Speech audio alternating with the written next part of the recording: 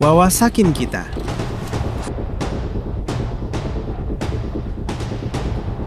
Noong 1900, naraan siyam naput isa si Tommy Morrison, ang pinakakinatatakutang knockout artist sa heavyweight.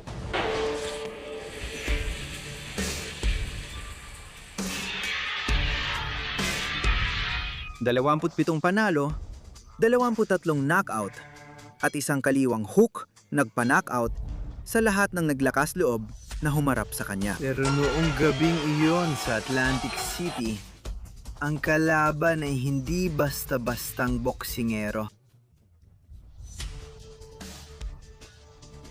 Isa siyang subyet na parang makina ng digmaan ng katawan, malamig, technical, at walang labis na emosyon.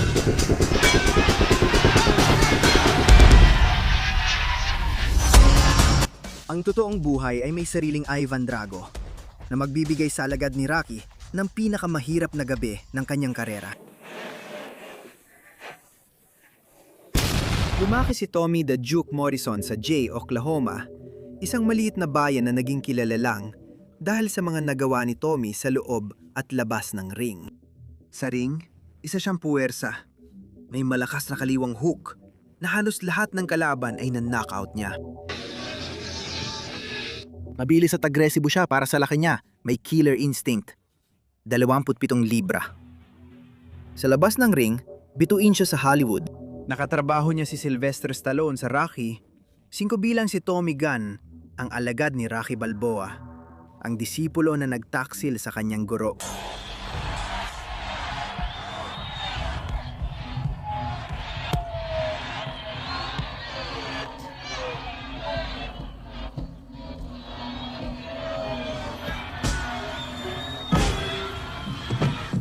Ang buhay ay ginagaya ang sining. Hindi lang umartay si Morrison sa pelikulang boxing. Tunay din siyang boksinggero na may sariling record.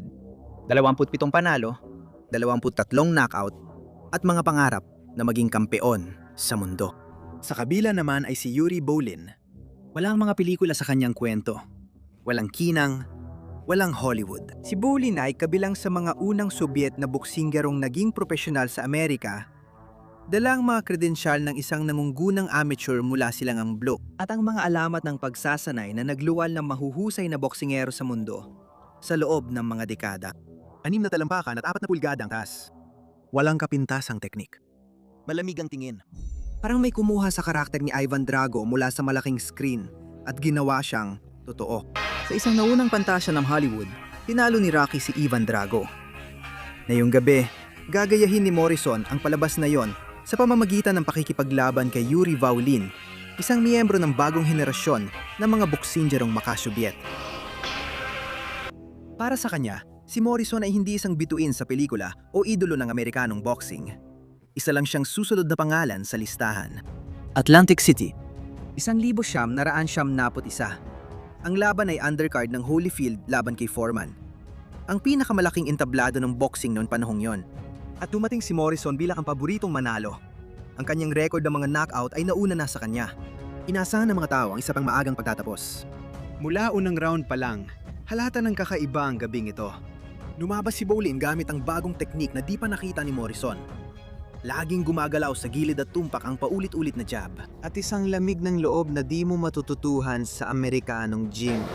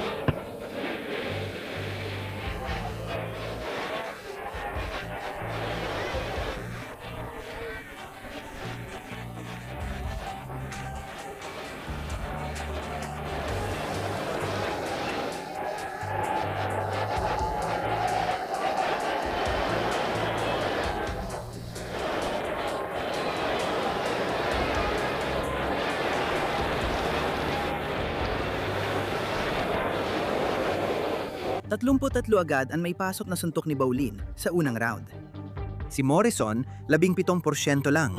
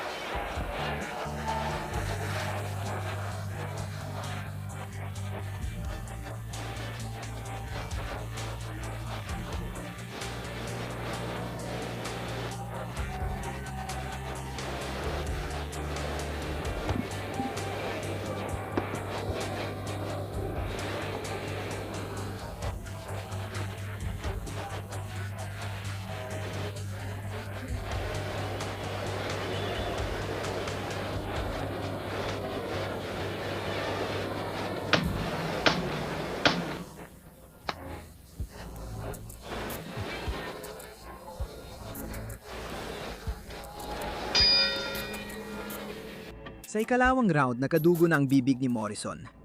Nagbukas ng maliit na sugat ang mga jab ng Soviet at nagsimula na mag-alala ang kanyang sulok.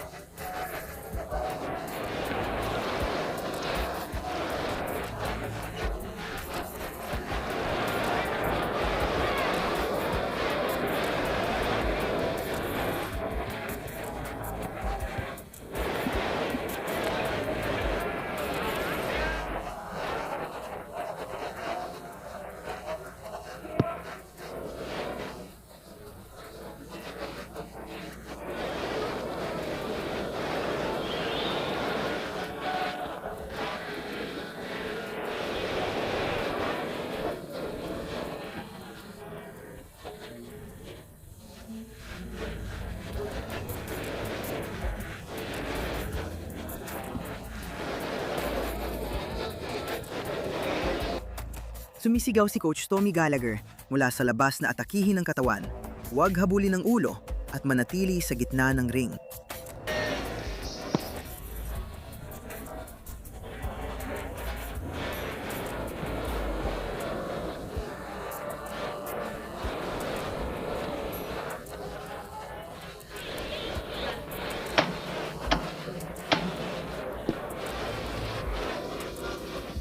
Hindi nakikinig si Morrison. Patuloy niyang hinahanap ang kaliwang hook na ginamit niya sa mga knockout. Pero iniiwasan ito ni Bowlin na parang alam kung kailan darating.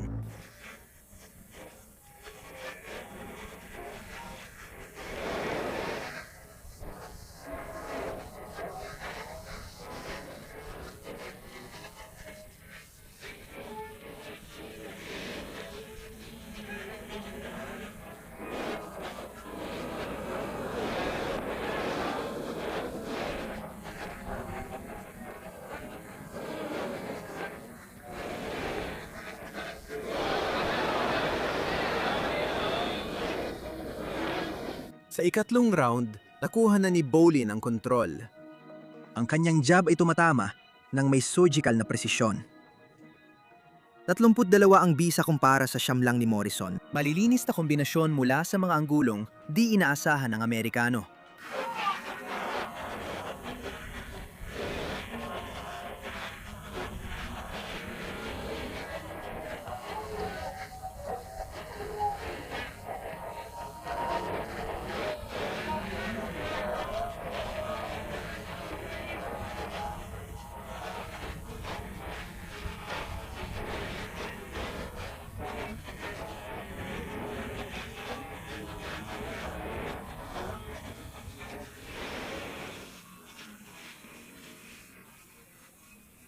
Diretsong jab, kasunod ang kanang hook sa sentido. Pagkatapos, sunod-sunod na jab.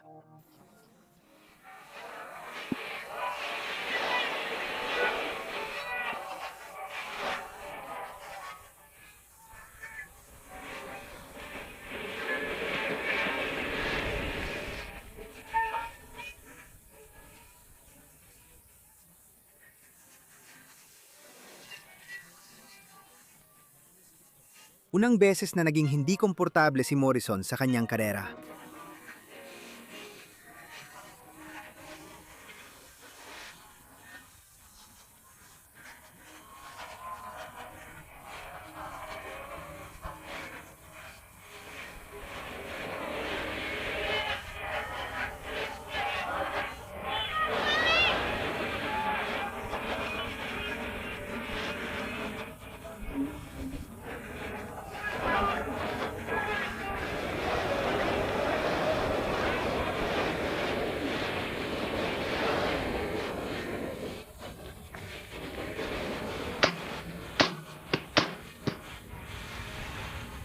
Pagkatapos, dumating ang isang balita na nagpapaliwanag ng bahagi ng nangyayari. May injury si Morrison sa kanyang kanang kamay. Nasaktan niya ang sarili matapos suntukin ang sparring partner na si Jerry Jones sa training camp. Ang injury na yon ang nagpapahirap sa kanya.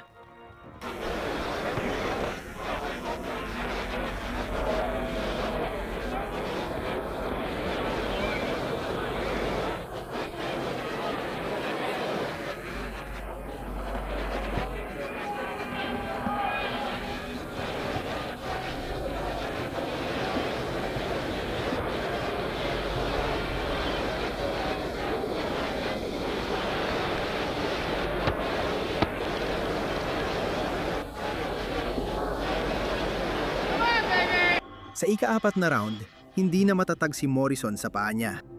Si Bolin ang nagkokontrol sa laban dahil sa galaw at teknik niya. Napansin ng coach ni Morrison ang isang bagay na di gustong aminin ng iba.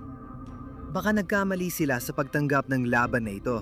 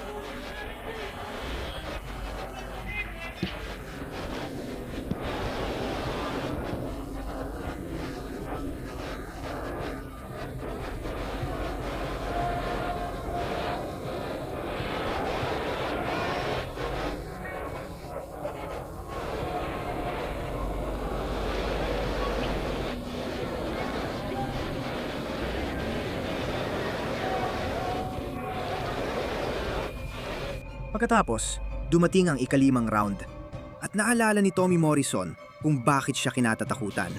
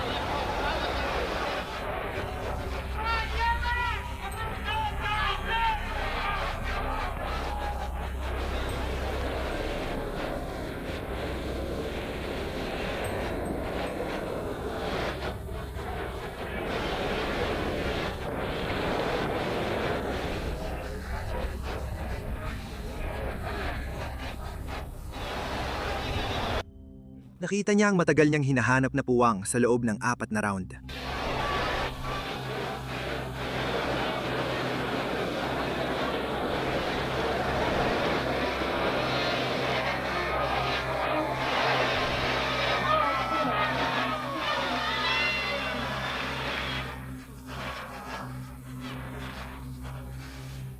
Sumabog sa tuwa ang mga tao sa Atlantic City. Nagpatuloy si Bolin, pero hindi siya binigyan ni Morrison ng oras para makabawi.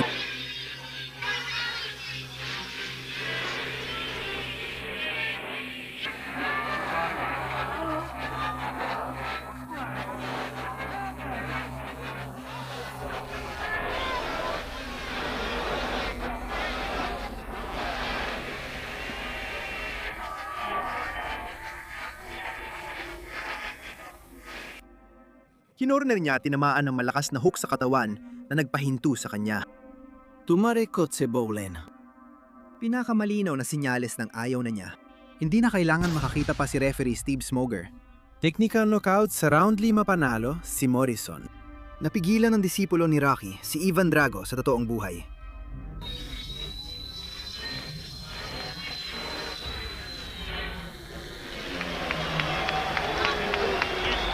Sa Atlantic City, pinatunayan ni Tommy Morrison na totoo ang kanyang lakas sa knockout, hindi lang pang Hollywood. 4 na round ng bugbog, sugat ang kamay. At kahit ganun, nahanap pa rin niya ang suntok na walang sinuman ang makakaiwas. Totoong mabagsik ang kaliwang hook ni Duke. At naranasan ito ni Bolin sa pinakamahirap na paraan.